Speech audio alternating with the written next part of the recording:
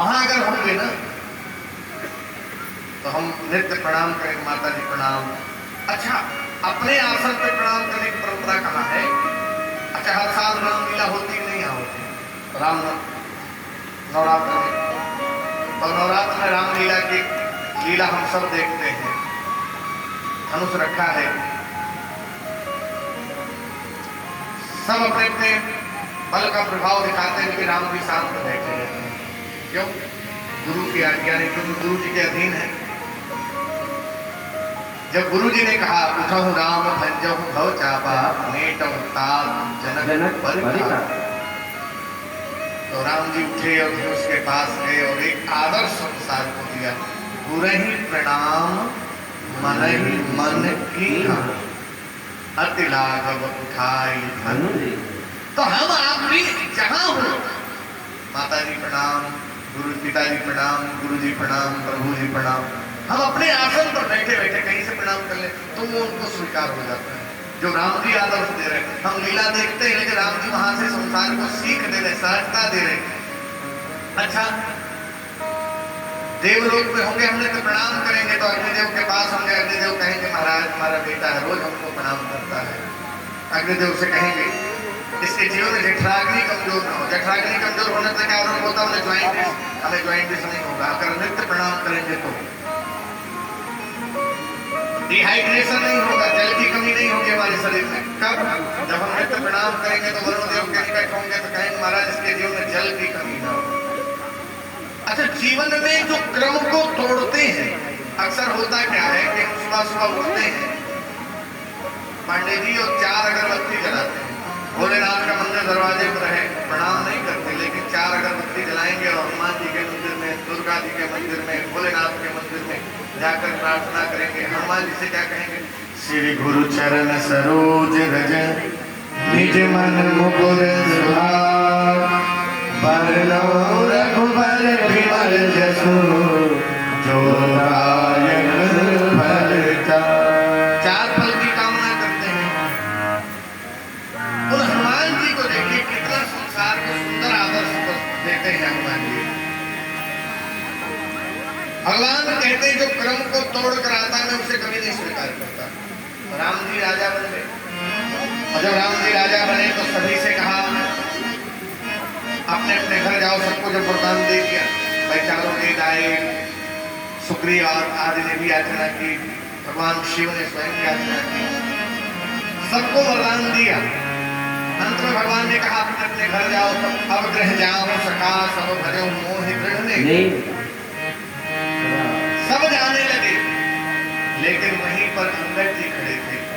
अंगद जी ने कहा मैं नहीं जाऊंगा। अच्छा, जिनके पिता ने मरते मरते कहा हो यह तनय मम सम विनय फल कल्याण पद प्रभु लीजिए, कहीं पासुर नर नायापन दास अंगद की। जिसके पिता ने मरते मरते कहा यह तनय मम सम विनय बल कल्याण पद प्रभु लीजिए, कहीं पासुर नर नाह आपन दास अंगद कीजिए। जिनके पिता ने मरते मरते राम जी को दे दिया अपने बेटे को, उन अंगद जी से एक अपराध हो गया। अच्छा, अंगद जी को हर जगह महत्व दिया राम जी ने। जब मैया सीता जी के खोजने की बारी आई तो सेनापति के रूप में अगर किसी को स्थापित किया तो अंगद जी छोटे थे लेकिन सेनापति का काम उनके अधिकार में था। लेकिन अंगद जी से एक चूक हो गई। क्या? मोरे तुम प्रभु गुर पीतु माता, जाऊं कहाँ तजी पर जल क्रम है मात पिता गुरु प्रभु, लेकिन अंगद जी चूक कर रहे। बोले क्या कह रहे? मोरे तुम, जो हम आप भी करते हैं, हम आप भी करते हैं, रोज करते हैं। मोरे तुम प्रभु, फिर गुरु, फिर पिता, माता।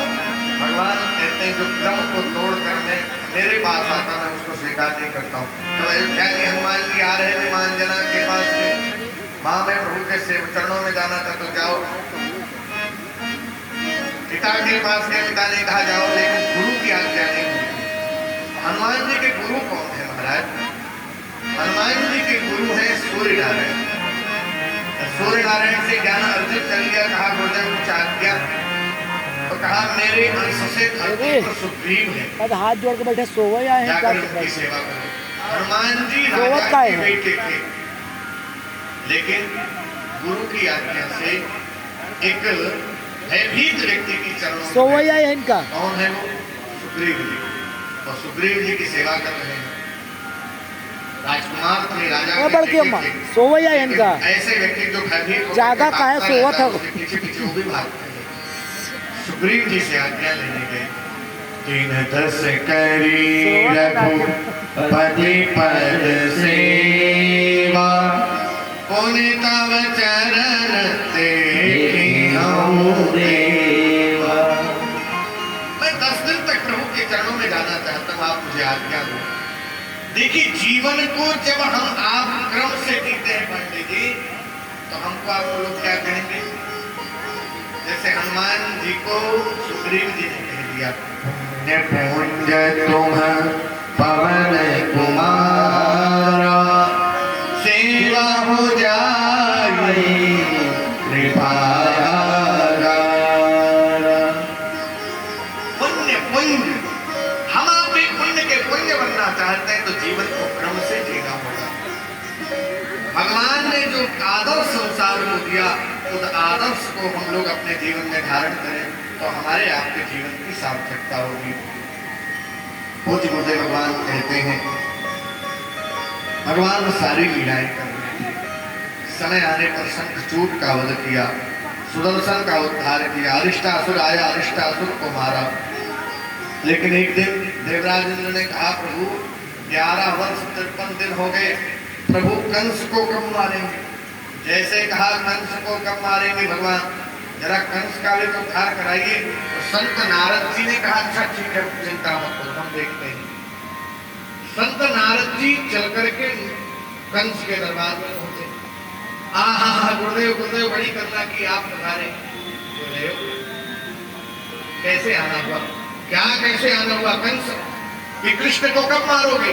बोले क्या करें गुरुदेव, जिनको भी भेजा मारने के लिए सूचना आई, मारेंगे। बोले मैं कुछ नहीं जानता, और ये तुम्हें निश्चित भी हो गया है। यशोदाया सुतां कन्यां देवक्या कृष्णमेव च, रामं च रोहिणी पुत्रं वसुदेवेन बिभ्यता। ये यशोदा के पास जो बालक हैं वो कृष्ण देवकी के सुपुत्र हैं। जब ये बातें कंस को बताई तो कंस ने कहा, गुरुदेव मारे कैसे उनको? बोले क्या करें गुरुदेव, जिसको भी मारने के भेजा सूचना आई, मारे गए वो। बोले मैं कुछ नहीं जानता, कैसे भी करके परसों मार दो। तो द्वारपालों को बुलाया, सेवकों को बुलाया, क्या करें कैसे मारे?